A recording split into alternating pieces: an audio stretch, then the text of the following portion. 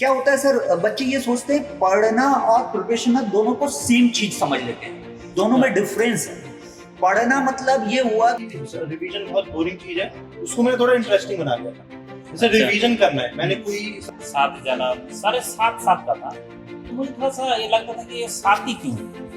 फिर एक एबिंगहस करके एक साइंटिस्ट है जर्मनी का, उन्होंने रिसर्च किया था। अगर आप पहले, मैं हमेशा एक चीज बोलता हूँ कि जो टॉपर्स है ना वो एग्जाम हॉल में नहीं बनते, जो टॉपर्स है ना वो अपने जीवन में जो रोज डिसीजन लेते हैं उससे बनते। तो आज मेरे साथ दो टॉप रैंकर अंडर 10 ठीक है, इस बार अंडर 10 बहुत मुश्किल काम है, बट दो top ranker under 10, Rahul Sharma जो एक्सी और all India rank 7 and mechanical 36, and Satyaki जाना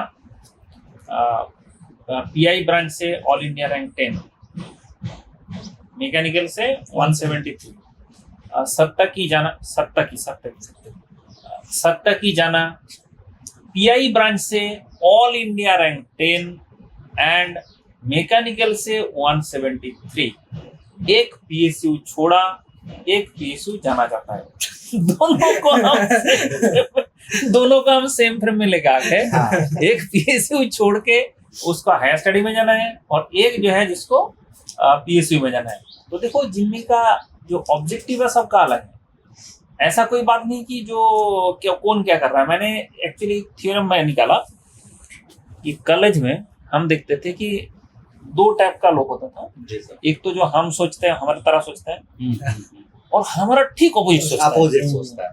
तो अभी मैं देखता हूँ इस उम्र में जाके कि जब हम लोग जो सोचते थे हमारे तरह, वो लोग भी अच्छा कर रहे हैं, और जो पूरा अपोजिट सोचते थे वो भी अच्छा कर लिया। तो इसका मतलब नहीं है कि जिंदगी में जो तुम सोचते हो वही होना चाहिए, बट सोच से नहीं होता है। मेन बात होता है तुम्हारा बिलीव सिस्टम से। मेन बात होता है कि तुम जो सोच रहे हो तुम उसके ना बिलीव करते हो। इसलिए मेरे पास ऐसा एक फ्रेम में दो बच्चे को मैं बैठा दिया, एक पीएसयू छोड़ दिया, एक पीएसयू जाने के लिए एग्जाम दिया। ठीक है, तो फिर बता सकते कि तुम्हारा आज कैसा जर्नी रहा इस टाइप का, जब इसमें आए फ्लाइट में कैसा महसूस हुआ? जर्नी तो बहुत ही अच्छा था। मैंने इसके पहले कभी फ्लाइट में उठा नहीं, तो ये मेरा फर्स्ट टाइम फ्लाइट में एक्सपीरियंस था, और इसके लिए आप लोगों को राणा अकेडमी का बहुत बहुत धन्यवाद। राणा फ्लाइट में थोड़ा सा डर लग रहा था, मैं सच बोलूँ तो, लेकिन ठीक है।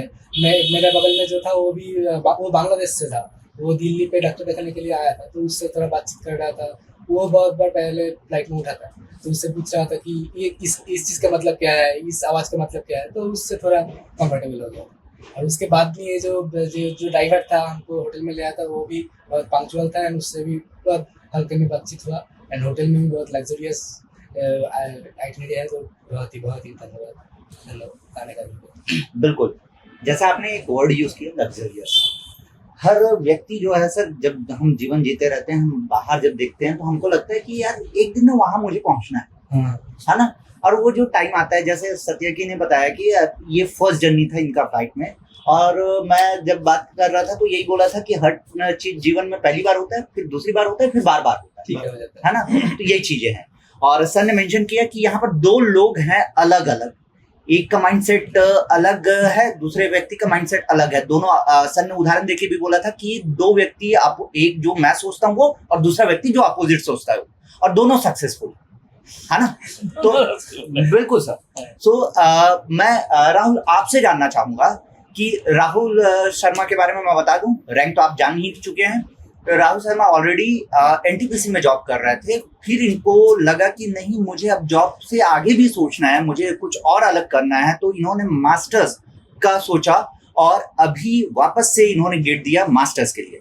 सो राहुल, आप मास्टर्स का सोचे, ठीक है, लेकिन एनटीपीसी एक जॉब है जिसका मतलब उसको छोड़ के प्रिपरेशन करना इजी टास्क नहीं है, छोड़ना इजी टास्क नहीं है, क्योंकि आपके बाजू में एक व्यक्ति बैठा है जो वहां जाना चाह रहा है ना। आप छोड़ के प्रिपरेशन कर रहे थे, तो आप इसमें बताइए कि आपने क्यों सोचा और कैसे सोचा? सर, मैं फर्स्ट ऑफ ऑल इसमें यही बोलना चाहूंगा कि जैसे हम लाइफ में आगे बढ़ते हैं तो हम थोड़ा क्लियर होते चले जाते हैं लाइफ के बारे में, कि मुझे लाइफ से क्या एक्सपेक्टेशन है और मैं लाइफ में क्या अचीव करना चाहता हूँ। तो सबसे पहले एक तो होता है कि हाँ, हमें अपने लिए कुछ करना है। तो वो पहला स्टेप था कि मैं अपने आप को प्रूव करना चाहता था, खुद को भी या और लोगों के सामने भी, कि हाँ I am good enough to achieve good things in life. तो जब वहां पे पहुंचने के बाद मैंने वो चीज महसूस की, वो बहुत अच्छी चीज थी, वो बहुत अच्छी जॉब थी। देख सकते कि वहाँ पे जाना चाहते हैं तो it is a good job. वहाँ पे 22-23 इयर्स की एज में अगर आप 15-16 लाख का package, that too with such a good organisation, वो बहुत अच्छी चीज है। बट वहाँ पे मैंने जब जॉब किया 4-5 साल, तो मैंने ये एनालाइज किया कि मैं शायद और कुछ भी कर सकता हूँ और अच्छा भी कर सकता हूँ, अपना लेवल थोड़ा अप भी कर सकता हूँ। तो जैसे आपने बोला डिफिकल्ट तो होता है, क्योंकि एक वेल सेटल्ड जॉब है, उसको आप गिव अप कर रहे हैं और फिर उसके बाद आपको पढ़ना है, 2 साल आपको देने पड़ेंगे, रिगरस स्टडी होगा। और आपको पता भी नहीं है कि उस पढ़ाई का रिजल्ट एक्चुअली क्या होगा। हाँ, बिकॉज प्लेसमेंट भी पता है कि बहुत अच्छे कॉलेज में जाएंगे, बट एक डिग्री ऑफ अनसर्टेनिटी हर चीज में रहता है। बट जैसे मैंने बताया कि थोड़ा मैं बहुत क्लियर था उस चीज को लेके, तो इस वजह से मैं ये स्टेप ले पाया। जिंदगी में अगर आप क्रिस्टल क्लियर हो मुझे करना है, तो तुमको कोई रोक नहीं सकता। मेन प्रॉब्लम क्या होता है, बच्चे का जो डिसीजन नहीं ले पाता है। जैसे मेरे पास दोनों स्टूडेंट है, दोनों का ऑपोजिट थिंकिंग है, लेकिन एकदम क्रिस्टल क्लियर है। सत्यकी से जैसे मैंने बात किया, बोला मुझे सर पीएसयू जाना है, अब क्लियर है। मतलब इसमें तुमको ऐसे नहीं कि भाई उसमें कोई दिक्कत है, कोई प्रॉब्लम है। मैं एनटीपीसी में 5 साल के आसपास नौकरी किया था, तो मुझे कभी कोई दिक्कत नहीं हुआ, कोई प्रॉब्लम नहीं हुआ, कोई ऐसा नहीं। मतलब that is a very good job. ठीक है, उसके बाद मैंने छोड़ा किस लिए कि भाई मुझे आईएएस मिल गया, रेलवे में चला गया। रेलवे छोड़ा किस लिए कि मुझे अब मतलब आईएएस बनवाना है। ठीक है, बिगर कॉस्ट। तो उसके बाद से आज तक मेरे हिसाब से 1000 से भी ज्यादा स्टूडेंट को हमने आईएएस बना चुका है। ठीक है, रेलवे में हमने एटलीस्ट 400 के आसपास स्टूडेंट को हमने भेज दिया, सिर्फ रेलवे में। ठीक है, मैं जो छोड़ के आया हूँ उसी में। ठीक है, और एनटीपीसी में तो जो जाता है वो सर हम भी थे, हमारे पास जूनियर साहब वो भी एनटीपीसी मतलब आपसे पढ़े हुए थे, और हमारे सीनियर सुपर सीनियर सब मॉडल सर से पढ़े हुए थे। तो इसलिए जो क्या है कि जैसे पीएसयू में जाओगे, जैसे तुम जाओगे, जैसे ये तुम्हारा तो 4 साल हो गया था, तो 4 साल का सीनियर है। ठीक है, तो 4 साल का सीनियर है, तो फिर तुम क्या मंडल स्टूडेंट। ठीक है, अभी कुछ दिन पहले हो रहा था फ्रेशर्स वेलकम एचपीसीएल में। ठीक है, तो वहाँ पे मेरा मिमिक्री कर रहा है। फिर उसका रील बना के मुझे भेजा कि यहाँ पे मिमिक्री कर रहा है मंडल का, क्योंकि हमारा जो है कुछ अलग ही टाइप का टोन है ना। बिल्कुल बिल्कुल सर, बहुत सारे स्टूडेंट तो इसलिए तो उसके चक्कर में वहाँ पे लोग मिमिक्री कर रहे हैं। तो उन्होंने देखो ये जो चीज है कि ये अचीव करने के लिए मुझे डे नाइट मेहनत करना पड़ता है। इतना मेहनत हमारा नौकरी में नहीं था। एनटीपीसी जो कूलेस्ट जिंदगी में बिताया, जो कूलेस्ट बिताया, सिर्फ ड्यूटी कर लो बस। 8 घंटा ड्यूटी है, 8 घंटा ड्यूटी करने जाना है बस। उसके बाद ना तो टेंशन है जिंदगी में, ना तो तनाव है, और लाइफ का पूरा एकदम से ये तक क्या बोलता है, जब तक हमारा रिटायरमेंट नहीं होगा तब तक तो नौकरी पक्का है ना। अब कुछ भी हो, ये होगा, प्रमोशन होगा, ट्रांसफर होगा तो वो तो पैसा तो एनटीपीसी देता है। ट्रांसफर अलाउंस, गाड़ी लेके जाओ, तो हमें कोई टेंशन का बात ही नहीं है। फिर अगर कहीं पे जाते भी एनटीपीसी का सारे देखा मैंने, बड़े स्कूल पर डीपीएस ईपीएस उसका सारे जो टाउनशिप में रहता है। जैसे बच्चे का पढ़ाने के लिए लोकेशन तुम्हारा मान लो थोड़ा रिमोट में दे दिया, लेकिन वहाँ पे एक डीपीएस स्कूल है। ठीक है, तो वो उसके चक्कर में होता है कि हमारा जो कभी जिंदगी में ऐसे लगा नहीं कि मुझे कोई टेंशन का विषय है। फिर मेडिकल, सबसे ज्यादा तो मुझे खुश हुआ था मैंने मेडिकल से। कुछ भी हो, हमें होम्योपैथी का दवाई खाते थे, उसका भी बिल देते थे। ठीक है, कोरोना में सर बहुत लोगों को हेल्प हुआ था वहाँ पे। जैसे हमने सीनियर से पूछा था, तो क्योंकि बहुत लोगों का एक्सपेंडिचर आया था, around 25 lakh 30 lakh all was beared by NTPC. Medical insurance का जो है वो पीएसयू ओनली पीएसयू देता है। नहीं, मेडिकल इंश्योरेंस में क्या होता है, वो बहुत बड़ा कुछ हुआ तभी आपको मिलेगा।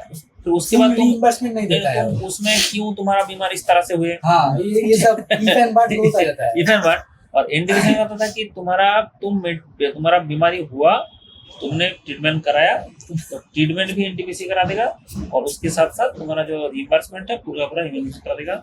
तो ये सब के चक्कर में जैसे 25-25 लाख रुपए उस टाइम में जब ये हो रहा था, कोरोना हो रहा था, तो लोगों के पास पैसा कहाँ था, किसी इतना को पता ट्रीटमेंट नहीं कराना था। मुश्किल हो रहा था उस मुश्किल टाइम में, मतलब एक दिन में 2-2 3-3 लाख रुपए मांग रहा था। ठीक है, प्राइवेट हमारे हॉस्पिटल में जाने से ही वो ऐसे ही खर्च हो जाता है, हाँ, कुछ हुआ कि नहीं हुआ, लेकिन वो 1000 से टेस्ट कर देगा और बहुत सारा पैसा आजकल ऐसा हो गया मेडिकल जो है, इधर तो आप इंश्योरेंस, एक तो सबके पास इंश्योरेंस होना ही चाहिए जो पैसे में जॉब नहीं कर रहा है। मेरा खुद नहीं था, बट जैसे ही मुझे एक काम और इस रिलेशन में कराना पड़ा, तो मुझे पता चलेगा कि नहीं अब तो इंश्योरेंस ले लो ठीक है, तो अभी लिया। लेकिन मैंने एनटीपीसी में जब था तो मतलब वो खुशियां में था, सबसे बड़ा दुखी मैं तब हूँ, मेरा बैच का ये था, मेरा बैचमेट बी का, उसका हो गया था कैंसर। अब जैसे ही कैंसर हुआ, प्राइवेट में जॉब करता था, निकाल दिया मतलब उसका अभी सबसे ज्यादा जरूरत फ्रॉम द है। सर्विस। एक तो बंदा का कैंसर हो गया, रिमूवल फ्रॉम द सर्विस, उसका वाइफ भी बहुत ज्यादा पढ़े लिखे नहीं थे। सर एक चीज इसमें डिस्क्लेमर भी मेंशन कीजिए कि वो किस तरीके के सर्विस में थे। हाँ, था ना, एनटीपीसी की बात नहीं हो रही है। एनटीपीसी की बात नहीं हो रहा है, प्राइवेट जॉब का बात है। प्राइवेट। हाँ अच्छा, इसमें गलत समझ में, वो प्राइवेट में जॉब करते थे, मेरा बैचमेट थे, मेरा बी कॉलेज का मेरा खुद का बैचमेट थे, और उसका हो गया था कैंसर। अब जाके क्या हुआ, जैसे ही कैंसर हो गया, प्राइवेट कंपनी है निकाल दिया। ठीक है, अब बंदा के पास नौकरी भी गया और उसका वाइफ भी हाउस वाइफ थी, अब बच्चे भी हैं, अब कुछ नहीं हो पा रहा है, तो हम सब लोग मिल के पैसा इकट्ठा कर रहे थे कि भाई उसको ट्रीटमेंट करा दे। तो एक उसका कीमोथेरेपी का 6 लाख करके था, और ऐसे 10 कराना था। आपने ज्यादा से अब जो है कि उसको उतना तक नहीं झेल पाया, मतलब उतना दिन रहे नहीं, बट वो 60 लाख रुपए अगर एनटीपीसी में होता, अगर मतलब कोई भी अदर पीएसयू में होता, तो वो पैसा उसको इससे मतलब पीएसयू से मिल जाता। तो ये जो बहुत बड़ा एक चीज है, आपका जिंदगी में किधर लेके जाएगा पता नहीं ना, और पूरा फैमिली में, पूरा एक्सटेंडेड में किसी का भी कुछ हो जाए तो तुम्हारा तो निकल के आ जाता है, पूरा जिंदगी का बर्बाद हो जाता है। बिल्कुल सर। तो ये सारा चीज जो है ना, एक बात समझ में आ रहा है कि एक सिक्योर्ड लाइफ है ना, आपका एक सिक्योर्ड जॉब और एक फैमिली लाइफ, जैसे सर ने बोला कि 8 आवर्स का आपका जॉब है, तो ये सारी चीजें आपको पीएसयू जॉब तो है, उसके बाद घर में आके टेंशन नहीं पड़ता कि हमारा टारगेट अचीव नहीं जी जी जी जी वही है। तो आपके पास फैमिली लाइफ के लिए समय भी हुआ, तो मतलब एक वेल ऑर्गेनाइज्ड चीजें आपको लाइफ में अगर चाहिए तो आप पीएसयू के लिए जा सकते हो। लेकिन उसके आगे भी आपका सोच, जैसे राहुल के बारे में भी हम बात कर रहे थे, है ना। सो मैं हमेशा एक चीज बोलता हूँ कि जो टॉपर्स है ना, वो एग्जाम हॉल में नहीं बनते। जो टॉपर्स है ना, वो अपने जीवन में जो रोज डिसीजन लेते हैं उससे बनते हैं कि आपने डिसीजन क्या लिया। जैसे सके कि आप अभी फाइनल ईयर में हैं और आपने ये डिसीजन लिया कि नहीं भाई, मुझे पीएसयू जाना है और पीएसयू के लिए अभी बेस्ट ऑप्शन है कि गेट का प्रिपरेशन करूं, और आपने ये डिसीजन लिया और उसके बाद आपने एक प्रोसेस फॉलो किया। तो उस प्रोसेस के बारे में मैं जानना चाहूंगा कि, क्योंकि क्या होता है कि बच्चे पूछते रहते हैं सब मुझे मोटिवेशन चाहिए। अरे डेली मोटिवेशन नहीं होता ना भाई। आपको गाड़ी स्टार्ट करने के लिए किक मारना है, ठीक है मैंने मान लिया, या सेल्फ स्टार्ट कर रहे हो तो वो एकदम स्टार्टिंग के लिए, लेकिन चलने के लिए आपको कंसिस्टेंसी चाहिए। तो मैं वही जानना चाहूंगा कि आपने ऐसा क्या किया, ये कितने महीने आपने प्रिपरेशन किया और रोज क्या करते थे, डेली बेसिस आप क्या, मतलब आपका थॉट प्रोसेस क्या रहता था कि आज मैं क्या करूंगा। तो पहले मैं बोलना चाहता हूँ कि जब मैं प्रोडक्शन चूज किया था, तब उस साल में मैंने जादवपुर से एक दादा सीनियर था, उन्होंने गूगल ट्रैक किया था 1.6 और समथिंग करोड़ का। हाँ। तो हम लोगों ने सब बंदे जो था सब प्रोडक्शन ले लिया, क्योंकि प्रोडक्शन में बहुत ज़्यादा पैकेज है और प्रोडक्शन का वर्कलोड कम है, मतलब करिकुलम तक ज़्यादा प्रेशर नहीं है। लेकिन उसके बाद जब प्रोडक्शन में ज्वाइन किया, तब देखा कि वो तो 50 सीनियर से एक थे, बाकी का क्या हो कुछ पता नहीं। फर्स्ट बात इसके बाद सबसे मस्त तो ये है। वो तो सिर्फ एक है, हम तो उसके देखकर चला गया, लेकिन और भी 49 स्टूडेंट्स है, वो लोग घसीट रहा है उसका प्राइवेट लाइफ में। तो मैंने बहुत सारे सीनियर से पूछा, उस लोगों का पैकेज अच्छा था, ठीक है 18 LPA 20 LPA बहुत हाई पेइंग जॉब है, लेकिन प्राइवेट में, और वो किसी ने खुश नहीं है।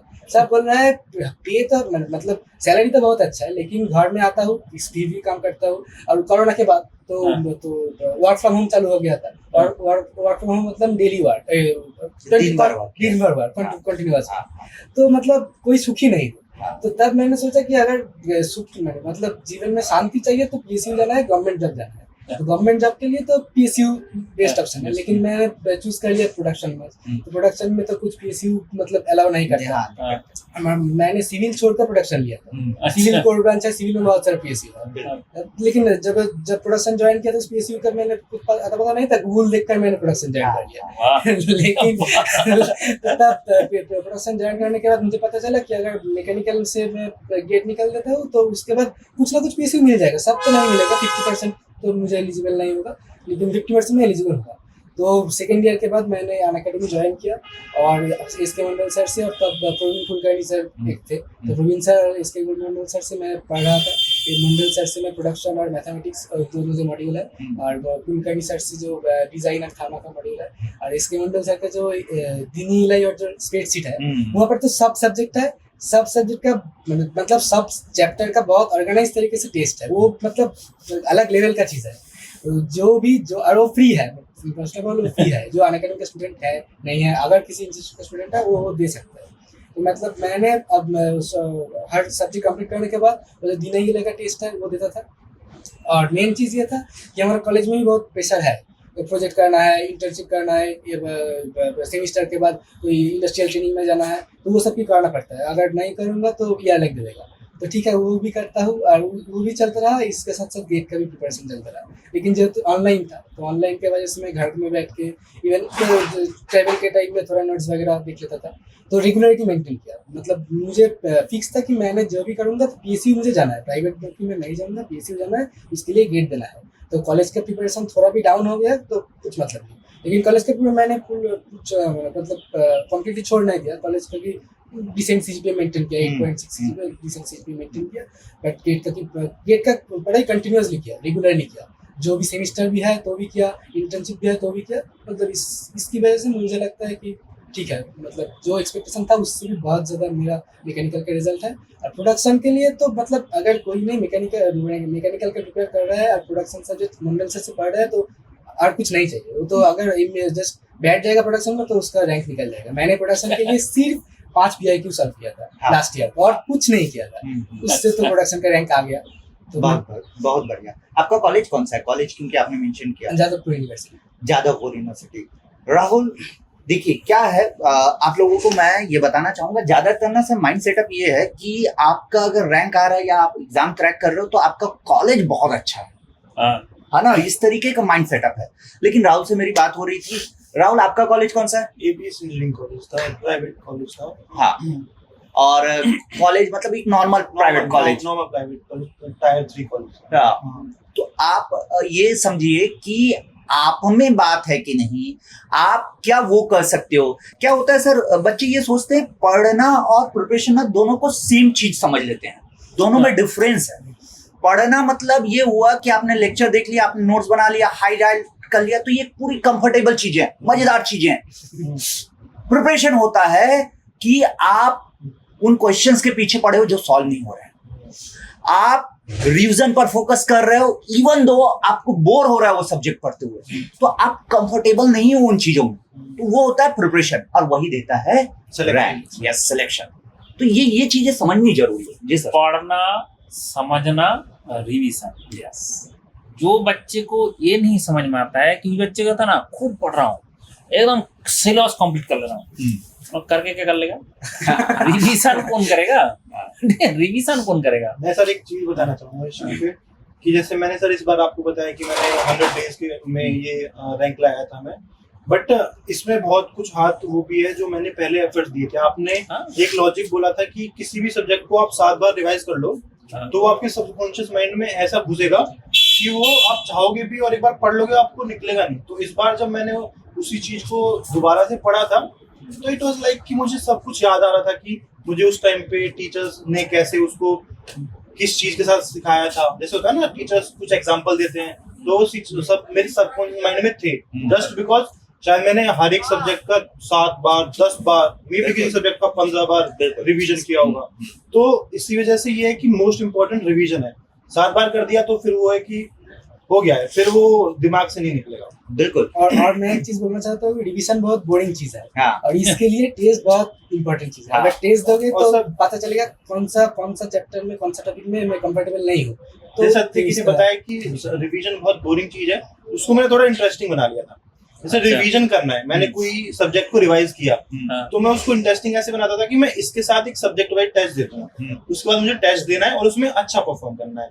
तो उससे रिवीजन थोड़ा मीनिंगफुल भी हो जाता है और हम उससे बेटर प्रिपेयर कर पाते हैं। और रिवीजन करने के बाद जैसे हमने टेस्ट दिया, फिर उससे हमारी मिस्टेक्स निकलेंगी। मिस्टेक्स निकलने के बाद कुछ टॉपिक्स पता चलेंगे कि हमारे थोड़े वीक हैं, उसको उसके लिए सर की स्प्रेडशीट पे जाना है, वो टाइप करना है टॉपिक का नाम, हाँ। वो अपने आप आ जाएगा, उसका लेक्चर देख लेना है और उससे रिलेटेड सारे क्वेश्चन सॉल्व कर देना है, यू विल बी गुड।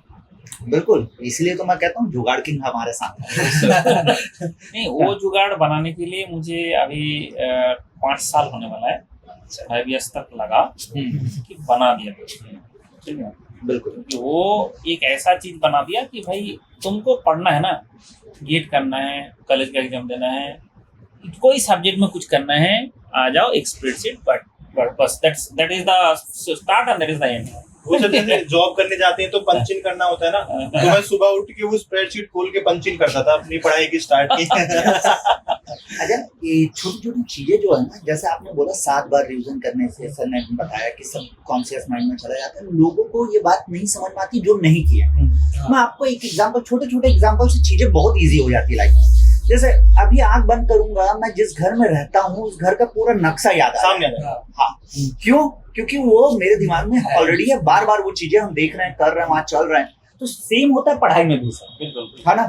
और मैं एक चीज ये भी कहता हूँ बच्चों को कि भूलने का जो हमको इंसानों को मिला है ना, वो वरदान है, वो अभिशाप नहीं है, वो वरदान है। वरदान है। बस ऐसे ये है, वो पढ़ाई में हाँ दिक्कत हो जाता है, तो इसलिए हमको रिवीजन करना है। क्योंकि भूल सर, ऐसे में क्या हुआ, एक बार ब्रेकअप हुआ तो जिंदगी भर दुखी रहेगा ना वो। रहता ही है। हाँ।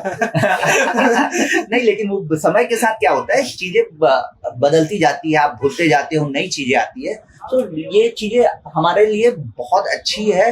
इसके ऊपर हमने रिसर्च किया जी। रिसर्च किया कि हमने देख रहा था कि हमारा जितना भी रिचुअल्स है उसमें कहता है 7 फेरे, 7 जन्म, सारे 7 का था। तो मुझे थोड़ा सा ये लगता था कि ये 7 ही क्यों है। फिर एक एबिंगहस करके एक साइंटिस्ट है जर्मनी का, उन्होंने रिसर्च किया था कि अगर आप पहली बार पढ़ते हो उसका 70% आप भूल जाओ। कोई भी जब एक बार पढ़ा तो 70% भूल जाओ।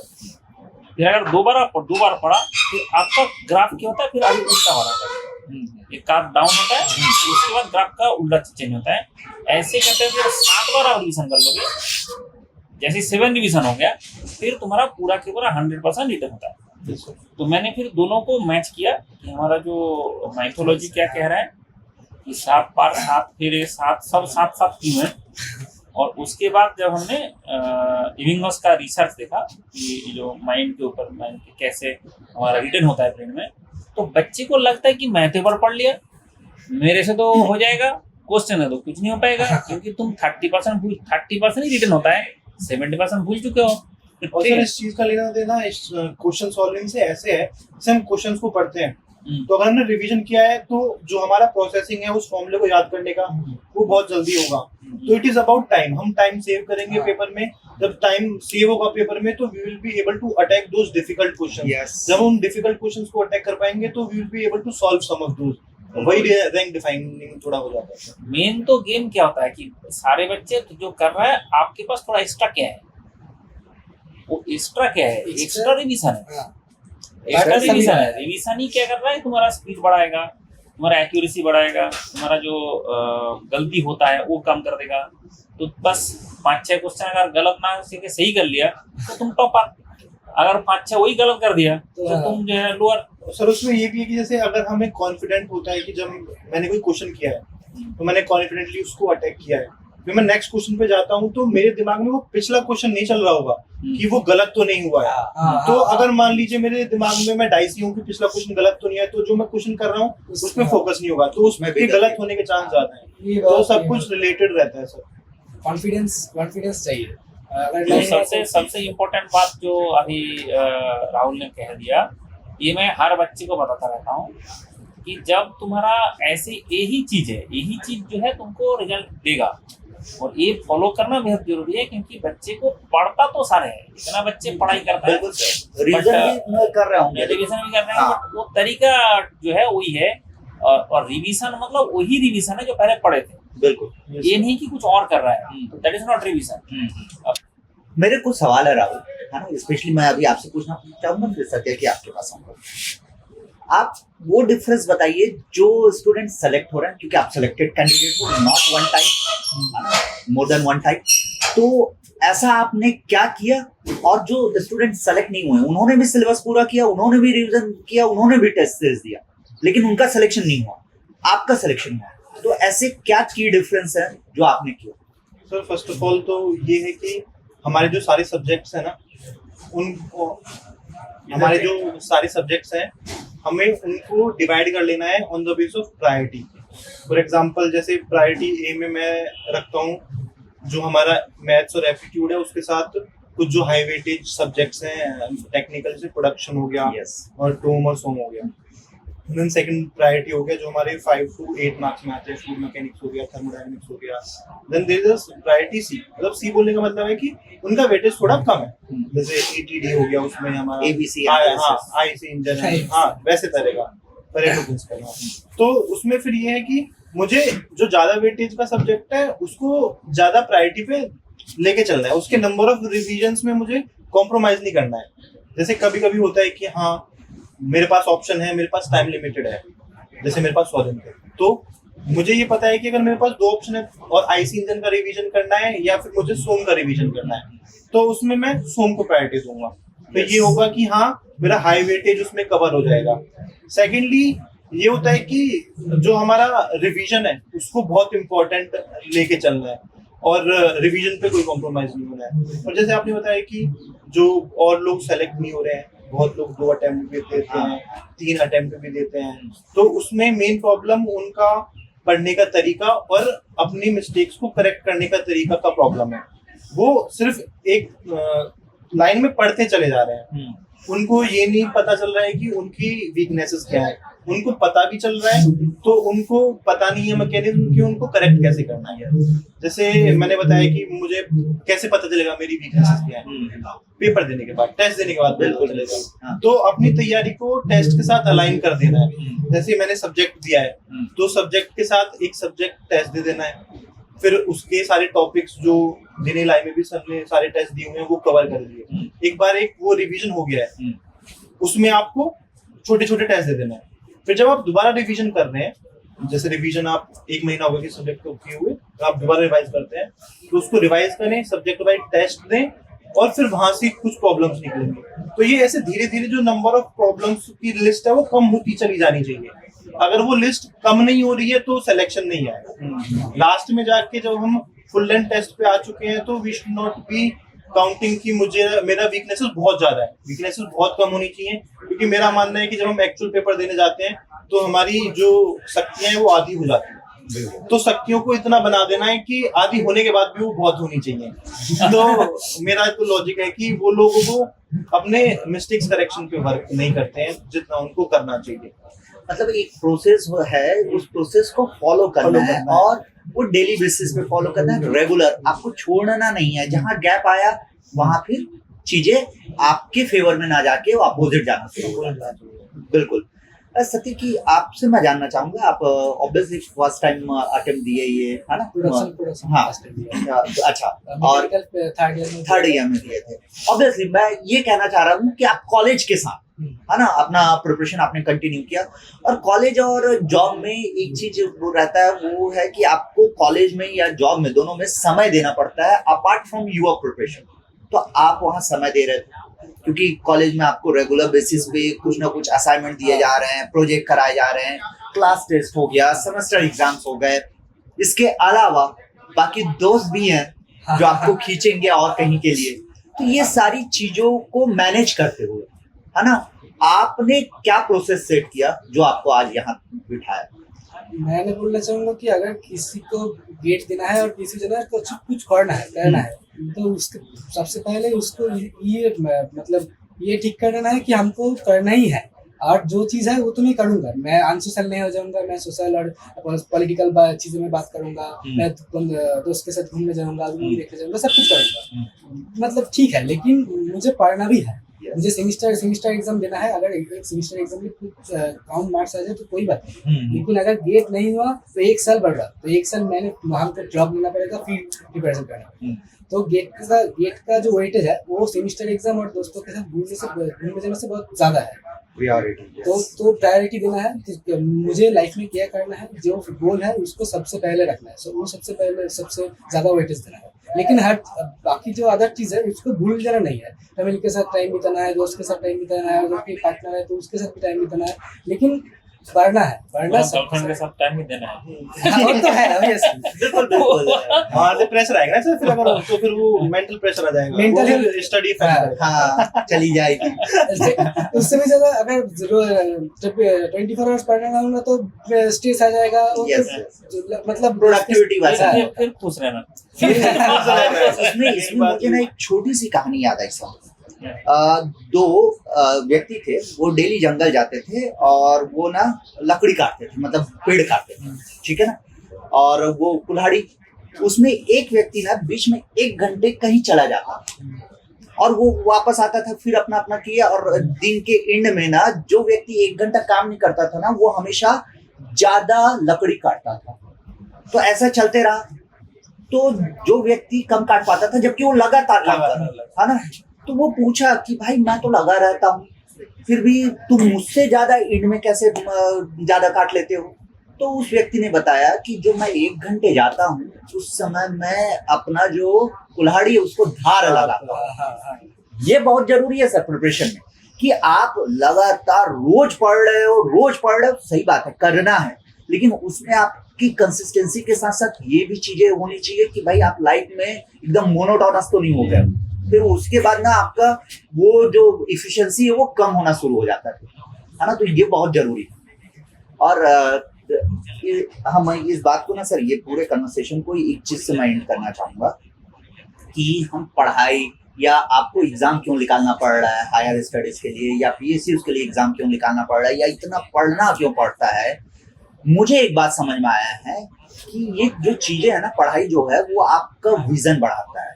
जैसे कि एग्जाम्पल के तौर पर आप अभी रूम पर बैठे हो, कितना देख पा रहे हो, रूम के अंदर की चीजें देख पा रहे हो। आप रूम से बाहर निकले और ज्यादा दूर तक देख पा रहे हो। आप छत पे चले गए, आप और ज्यादा दूर तक देख पाओगे। वहां से डिसीजन लेना इजी हो जाता है।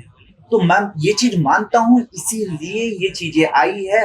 किताबें आपका क्या है, छत है, और वहां तक पहुंचने के लिए आपको चाहिए एजुकेटर्स, सीढ़ी, है ना। तो ये चीजें आपको समझ में आनी चाहिए। तो कभी भी आपको बोर नहीं लगेगा, कभी भी आपको ऐसा नहीं लगेगा कि बहुत भारी चीज है, आप प्रेशर फील नहीं करोगे। आप ये समझ गए कि पढ़ना क्यों है ना, तो फिर तो जीवन आसान है। आप देख पा रहे हैं आज जहाँ 2 लोग बैठे हैं, अगली बार आप और भी हो सकते हैं इसमें, है ना। बहुत सिंपल है, follow the process, set your priority and फोड़ दो।